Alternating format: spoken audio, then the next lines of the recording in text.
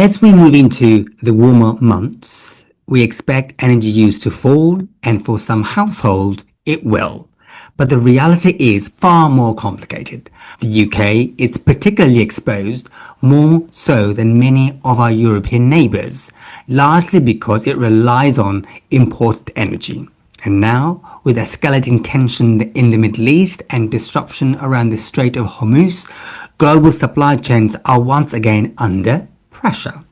Welcome to Debt Talk Podcast with me, your host, Ripon Ray. Today, we're unpacking how global conflict connects directly to debt, poverty, and inequality in the UK.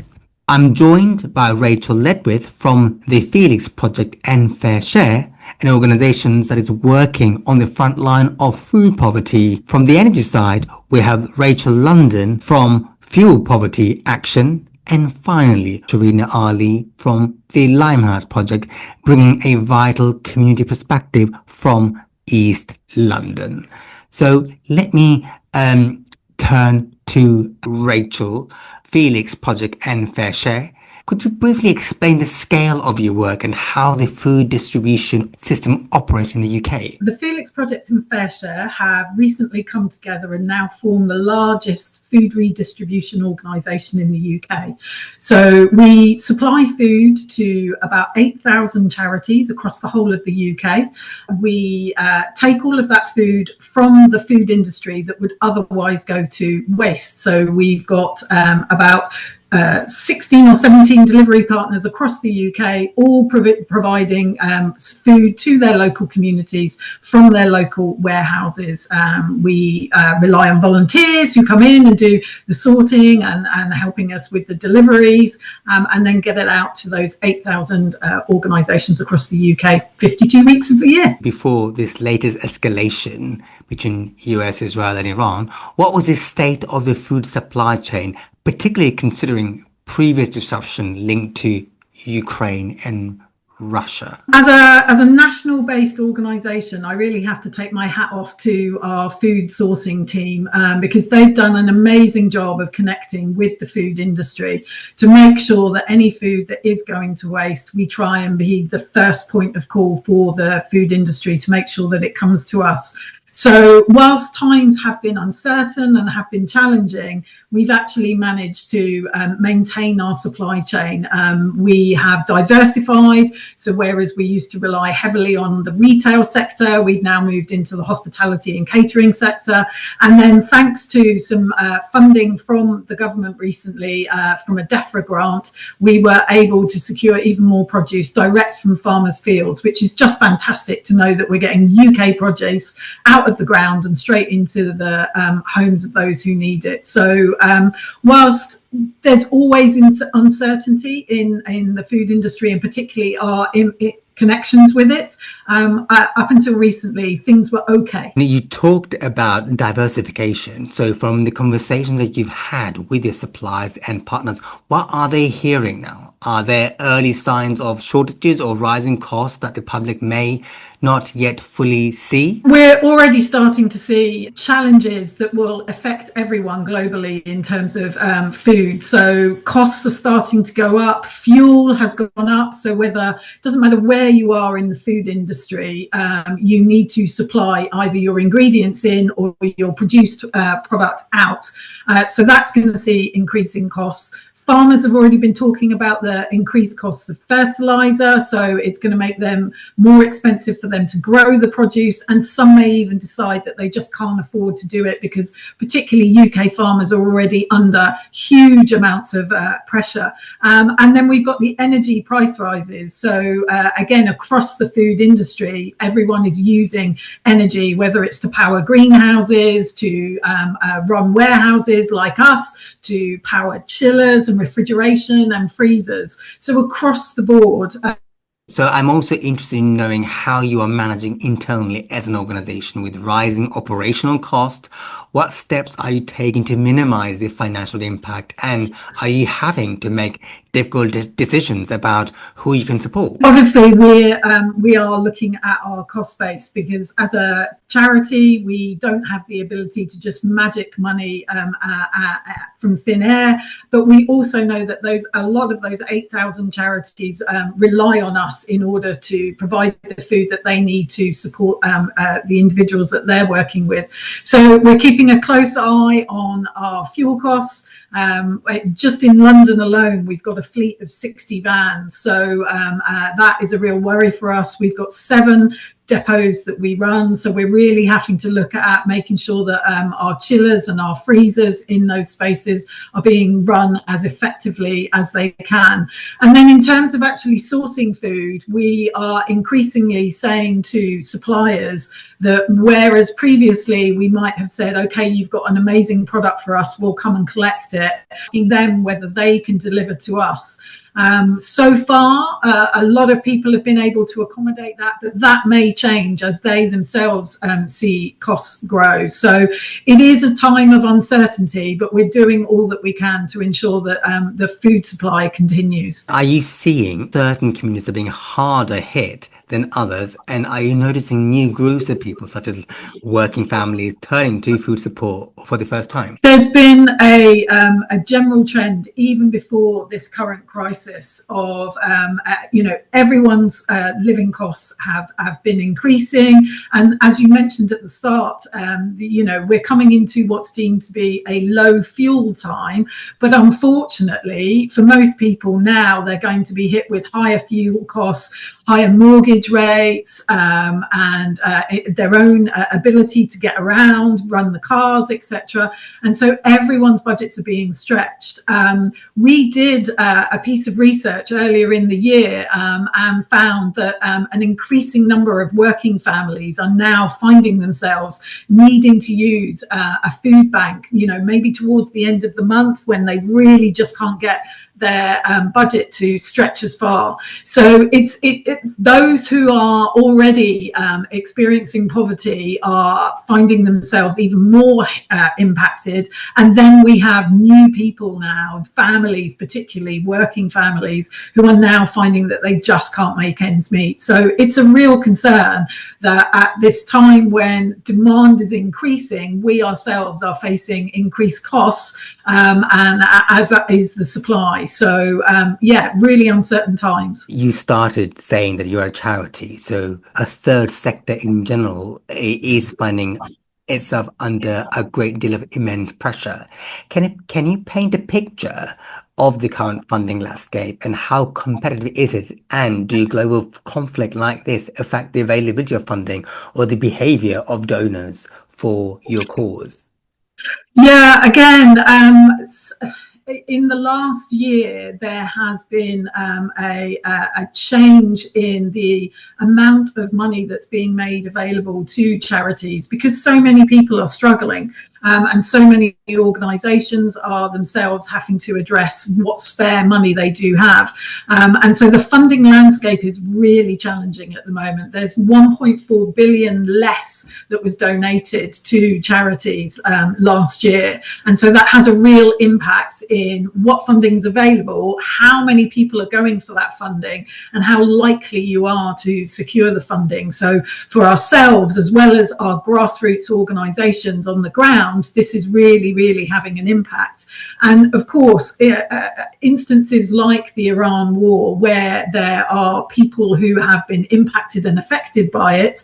So organisations that may have usually received funding may now find that that funding has been diverted to help those and support those impacted by the war. And I don't think anyone would question whether or not that's the right thing to do, but it does mean in this challenging landscape where there's less funding available, that makes life even harder for those of us who are just trying to secure everything to make sure that we can keep doing what we're doing because we can see demand for our services increasing. You mentioned about demand for the service increase, but the funding is decreasing. What does the next 6 to 12 months look like for food poverty in the UK and for your organisation? The next 6 to 12 months are going to be really, really challenging for all the things that we've already talked about, the increased cost of living, more people finding themselves in need of support, cost of food, fuel, etc. going up. So it's going to be a really challenging time. But part of the reason that the Felix Project and Fair Share have merged and come together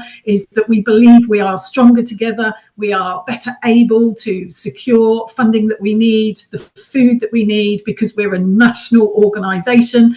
And when you're working with the food industry, it makes it easier for us to talk to them on a national scale than it does just regionally and locally. But that said, we also have our teams working on the ground to make sure that we're not missing out on any supply that can help us on a local level. So we'll be doing as much as we've always been doing, because it's going to be a much more challenging time. And I think the supply of food will impact us one of two ways. It could be with the difficulty of shipping food into the country. Food arrives at the ports and it's taken longer to get there, and so it's then rejected because it's not in the quality.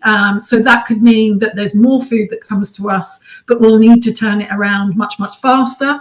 Or it could mean that less food is actually grown, less food is imported, less food is available, which means the supply goes down. So we really have to be setting ourselves up to cope with both situations, and the likelihood is both will happen at the same time because of the wide variety of food that we work with. So some really challenging times for us, but the thing that motivates us is to make sure that we can get as much food to as many people in need. Thank you, Rachel from Felix Project and Fair Share. Let me now move on to Ruth London from Food Poverty Action. Can you explain why this relatively narrow shipping route has such a significant impact on energy prices here in the UK, and why the UK appears more vulnerable than some other countries? Actually, we in the UK don't get oil from the Strait of Hormuz.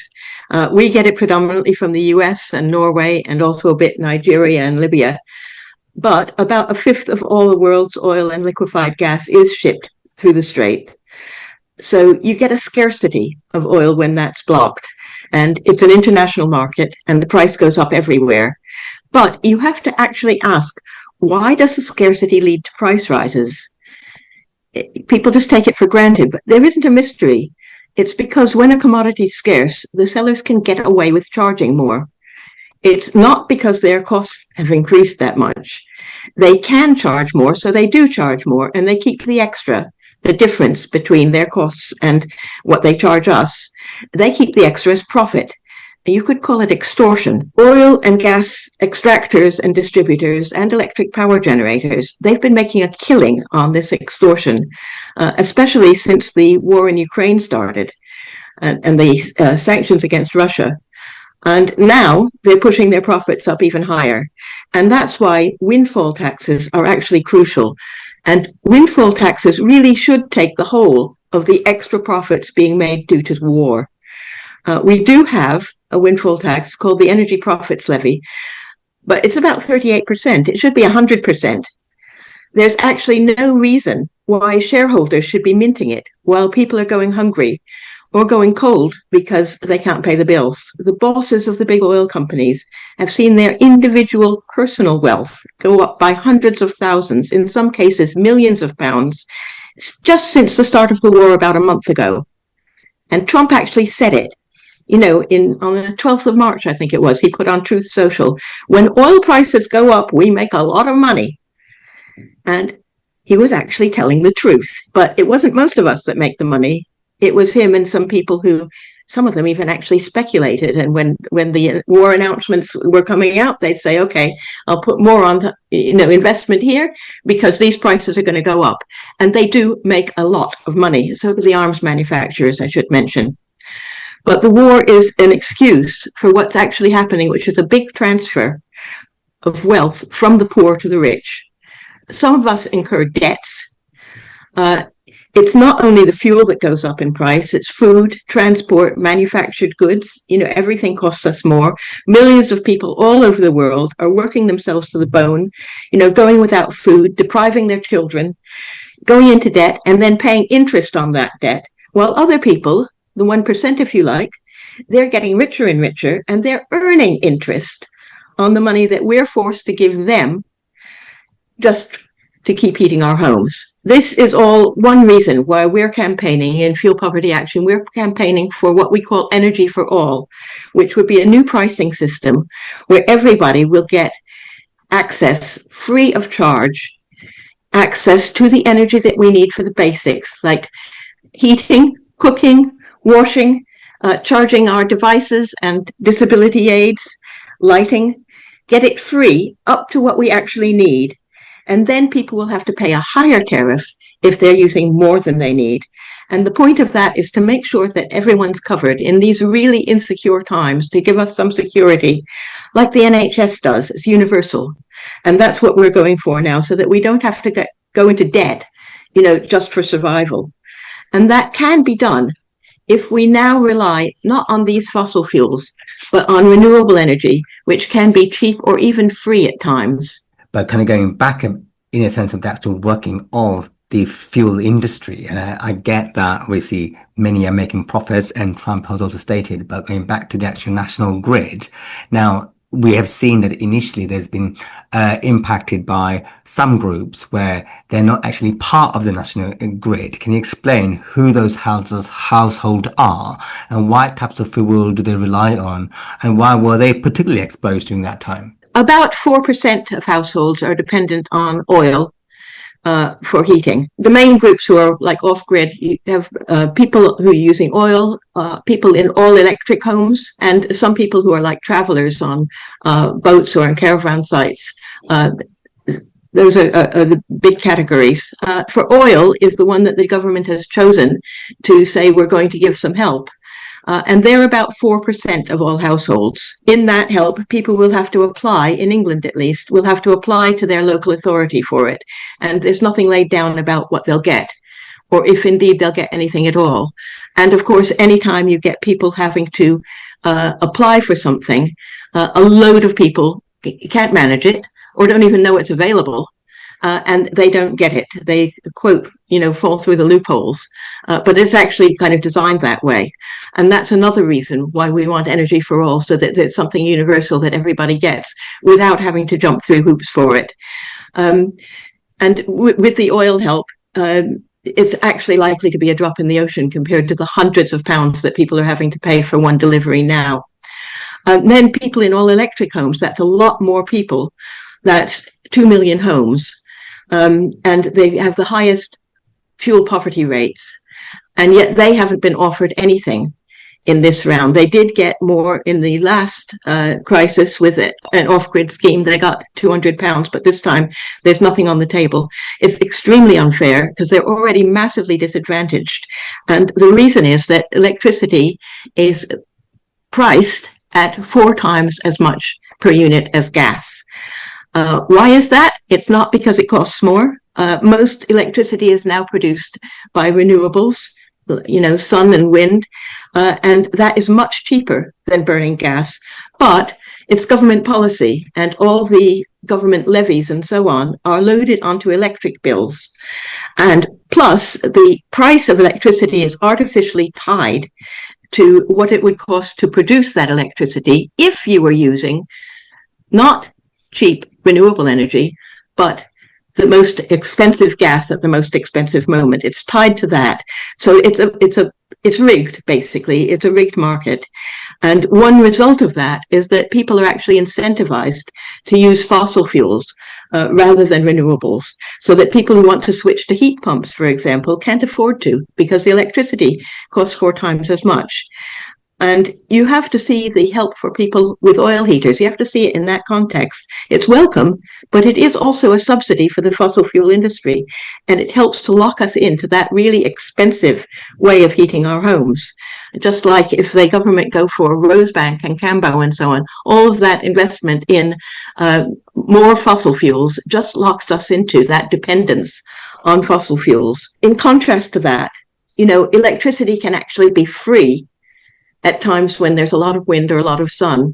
And the wind farms and solar farms are being paid millions to not produce energy because they're afraid it will overwhelm the grid.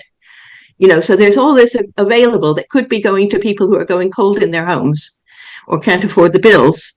And instead it's being wasted. So, the whole thing is a crisis of created by the way the market has been set up and by government policy and by our dependence, insistence on at all costs, even more, defending fossil fuels rather than moving to what we could save the world, actually, and save our future.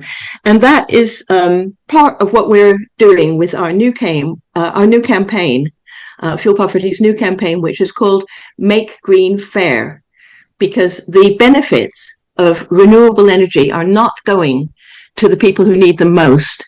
They're very often, even on a sort of micro level, you see such injustices, like people who have electric vehicles get nighttime energy very cheap. People who have storage heaters have to pay at least double. It's going to be, in some cases, 4 times as much now as the ones with electric vehicles, despite the fact that people with with storage heaters are actually poor, and people with electric vehicles tend to be better off. So there's so much injustice in it. And our point is we should make green fair and make it ubiquitous everywhere. This should be where we get our energy from, and not from fossil fuels. I know you a great deal talked about injustice within the fuel suppliers, but also how fuel is connected with the wider system, impacting food, transport, and daily expenses. Can you explain how that is connected? Well, you need fuel for everything, don't you? I mean, transport, it's obvious, it uses fuel directly, but food is partly a matter of agriculture being dependent on fertilizers, which are also from the same sources, oil products, but it's partly a matter of the transport and running the farm machinery and everything else that requires energy. And the same with manufactured goods. Again, plastic is directly hit because it's an oil product, but every part of manufacturing depends on energy. So you get the price of everything rising, and it's a perfect storm, for people who are just trying to survive. And also, losing employment. When you talk about the energy price cap, which the government has been talking about, i.e. it won't be going up this year, in fact, it will be going down, but it might be impacted, let's say, later.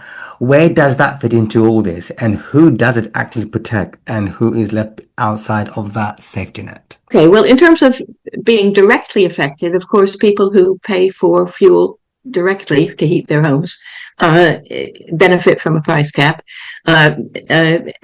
People like people on oil heaters don't, which is the reason for the special measures there.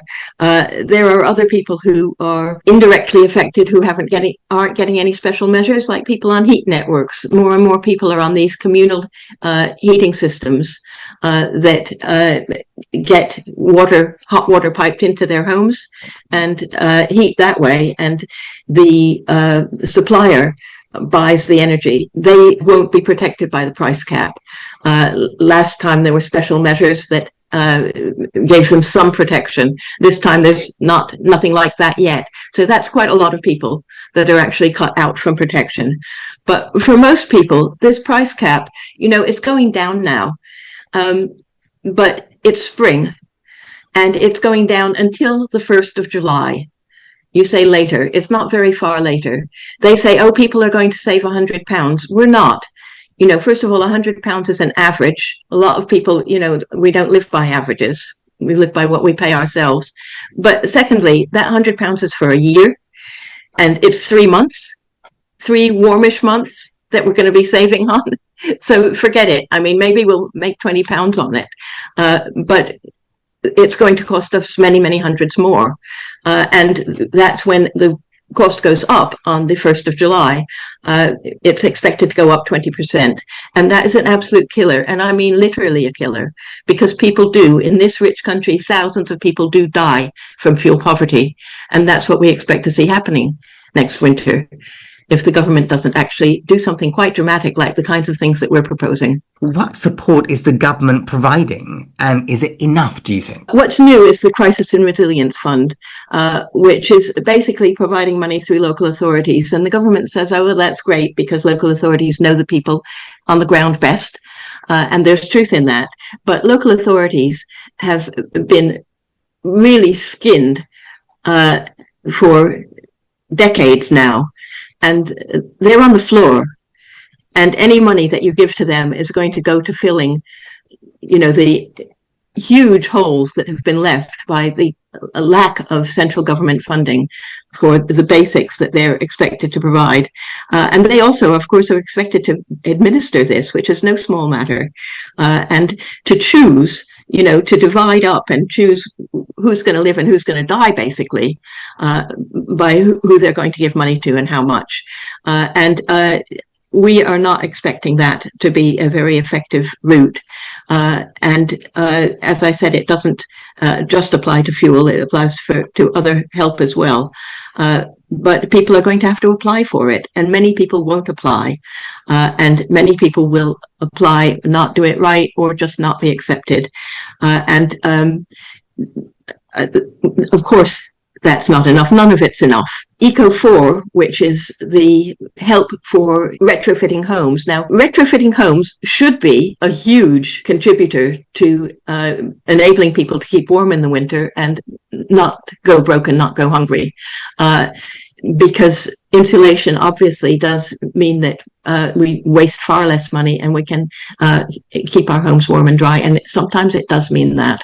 But Eco4 has been another disaster, comparable to like the post office scandal, for example.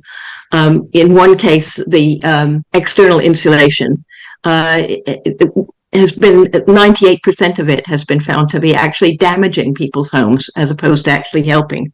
It's being like a gift to cowboy contractors, large and small. Not cowboys are, they're not just in white vans, they're with great big company logos, who come in and basically trash people's homes and then walk out, and people can't do anything about it.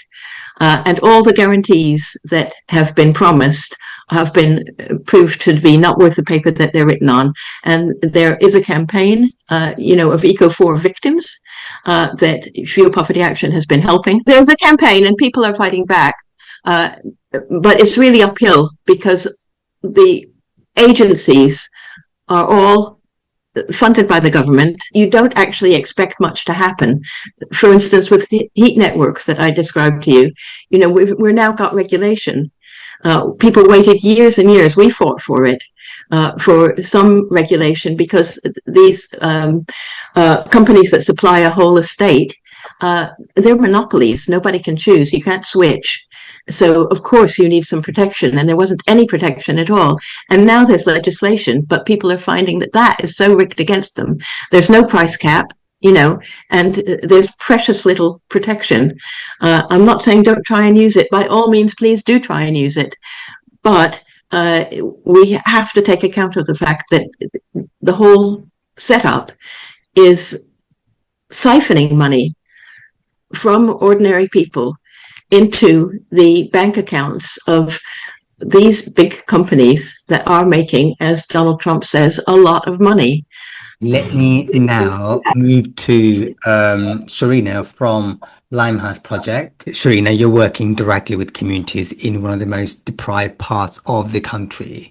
Hearing everything we've discussed so far, what are your initial thoughts on how this conflict is affecting the communities you serve? Oh gosh, it does sound a bit doom and gloom, but not surprising. Last week we had about 3 or 4 clients that we had to signpost to food banks. There's a slight increase in that number, but we're not surprised, and we are ready for the next few weeks because we believe there will be an increase.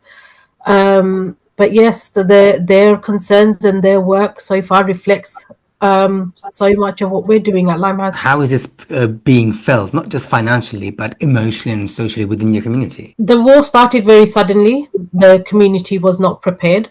However, conversations with our clients, especially their elderly clients, they are not surprised. They have been here before. They have been through the Iraq war many years ago, 40 something years ago. They've been here after 9/11.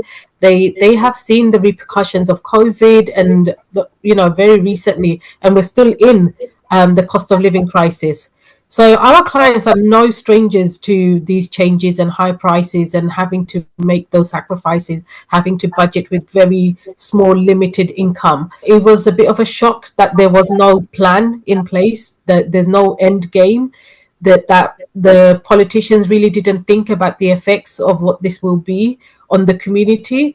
But the community is very resilient. They will get through this. Speaking of resilience, there's also a concern that is beyond economic impact, really. Conflict like this can also lead to increased fear, alienation, discrimination, particularly among Muslim communities. So as we have also noticed among the Jewish communities in Golders Green, North London, what are your thoughts on this, and are you seeing any of this pattern emerging? Since the riots of the summer last year, we have seen a very big increase in attacks on mosques. We've seen attacks on women who wear the hijab and are visibly Muslim. We've seen attacks online. We've seen vile, racist, disgusting comments being placed under photos that they think are people or who've come from abroad or something like that. The community is aware this is happening. There is a huge increase in these direct attacks. But again, this community is no stranger to these attacks. This community is no stranger to being scapegoated as the bad people. What is scary is the audacity of some of these comments, and that there is no fear of repercussions. And, there's only so many hate crimes or attacks and things that you can report, because even the police can only do so much. And, online profiles are anonymous. It's very hard to find who these people are. The community is working together. They are working together with authorities. They're working together to protect each other. There are two sides. There's a group of people who feel like they need to be more visible. They need to integrate. They need to do what they need to do to show everyone else that we're in it together. You're not on your own. You have people you can talk to. There are places you can go that is safe. Not everyone is like those people that are making those comments. But then there is that community like my parents' generation who have been here, who know there isn't a lot of protection for them, and they will stay safe in their home. They will listen to, it's like the COVID era. They will be exposed to videos online on their WhatsApp groups and things like that, things that are not true, things that are made up, people, politicizing situations. So we will have, again, two sides trying to figure the way out of this. Looking ahead, Sharina, if this situation leads to further economic strain or even public spending cuts that we've been talking about, what impact could that have on your organization and the people you support? Limehouse Project is a charity organization. We rely heavily on funding. We already know the funding climate is changing or has changed going forward. This will impact a lot of our work. We are a grassroots organization. We are in the heart of Tower Hamlets. We receive about 500 to 600 phone calls in a week. We can only support a very small percentage of that with our face-to-face appointments and our online applications and things like that. We are very limited already by funding restrictions. Further funding restriction means that we will not be able to do the work that is much needed in our community. And this isn't just a Limehouse Project problem. This is a very much all advice centres are going through this. Tower Hamlets is facing a lot of cuts. We have already seen 2 organisations close their doors. Very well connected organisations that have had to close down because of funding restrictions. If this keeps happening, our community will get very little support. What should policymakers be paying more attention to? Please tell them now. Policymakers really need to be aware that the community that we are serving, the community that we are supporting, are already on very minimal income. you're asking them to pay an extra 20p for fuel or more for money. They don't have this money. Simply there isn't anything they can give you that they just do not have. We need policymakers to understand that these people need short-term support very quickly. If things are changing as rapidly as they are, we're only 4 or 5 weeks into this war, and we've seen price changes that are simply out of reach for many of our clients. So we need policymakers to understand that there needs to be short-term support, but there also needs to be long-term support. Our clients were already in a cost of living crisis. They were already not managing their bills, the rent increases, food increases, things like that. We were already supporting those clients with those needs. We're at full capacity. All advice centres are at full capacity. So policymakers really need to understand that another push just means more and more people are being pushed into debt. And they will have to rely on the Felix Project. They will need to rely on food banks and things like that. And just simple generosity of places like churches and mosques and things like that. But they will also have overhead costs, and they will also have fuel costs and things like that.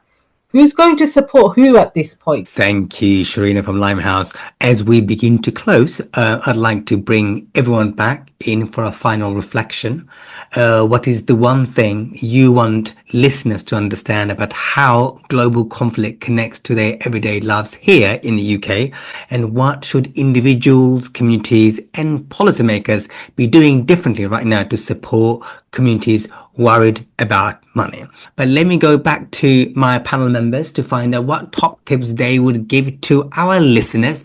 Let me start first with Rachel from Felix Project. So I think the one ask I have of anyone listening to the programme is be engaged with your community.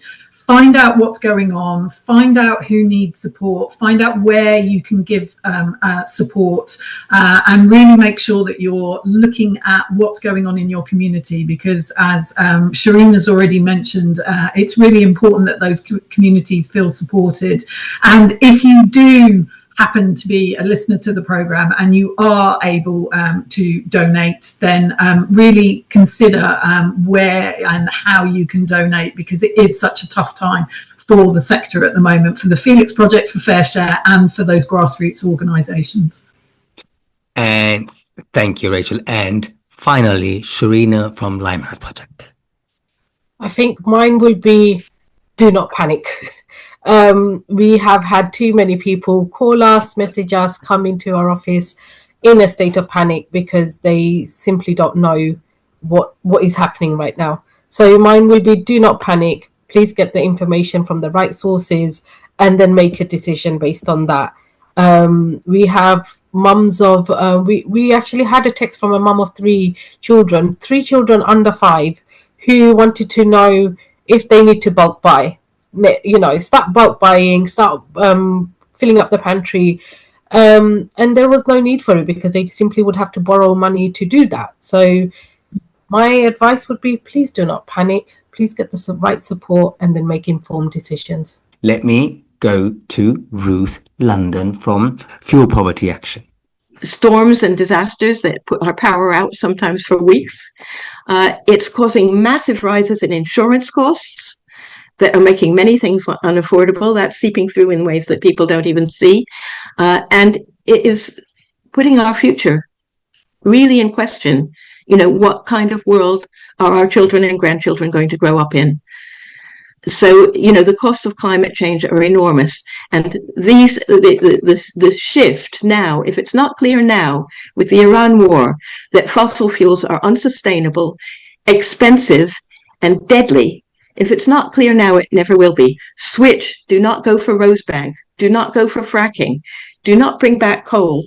Make sure that everyone has access to free, cheap or free renewable energy that can sustain us into the decades to come.